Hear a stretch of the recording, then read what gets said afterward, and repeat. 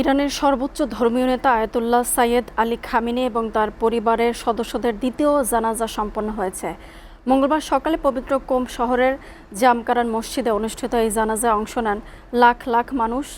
জানাজা শেষে মরদেহবাহী কফিনের পরবর্তী গন্তব্য হজরত ফাতেমা মাসুমা রহমাতুল্লাহ আলাইহের পবিত্র মাজার প্রাঙ্গণে। তেহরান থেকে পাওয়া তথ্যের ভিত্তিতে তৈরি একটি বিশেষ ভিডিও প্রতিবেদনে দেখুন বিস্তারিত।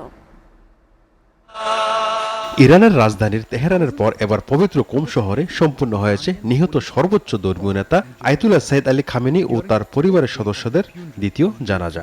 মঙ্গলবার সকালে ঐতিহাসিক জমকারান মসজিদে জানাজার ইমামতি করেন গ্র্যান্ড আয়াতুল্লাহ আবদুল্লাহ জাবাদি আমলি।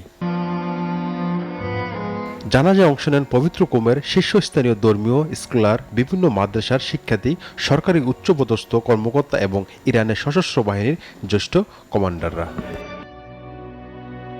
জানাজা শেষে কফিন নিয়ে শুরু হয় বিশালাকার শোক মিছিল। শোকযাত্রায় বহরটি জামকারান মসজিদ থেকে রওনা হয়ে কোম শহরে অন্যতম পবিত্র স্থান হযরত ফাতেমা মাসুমার মাজার অভিমুখে যাত্রা শুরু করে।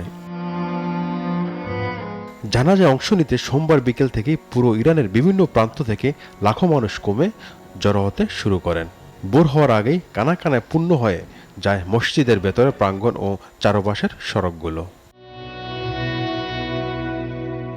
সোমবার তেহরানের আনুষ্ঠানিকতা শেষে কফিন নিয়ে আসা হয় এই কোম শহরে। কর্তৃপক্ষ জানিয়েছে এরপর খামেনির মরদেহ নিয়ে যাওয়া হবে ইরাকের পবিত্র নাজাফ ও কারবালা শহরে।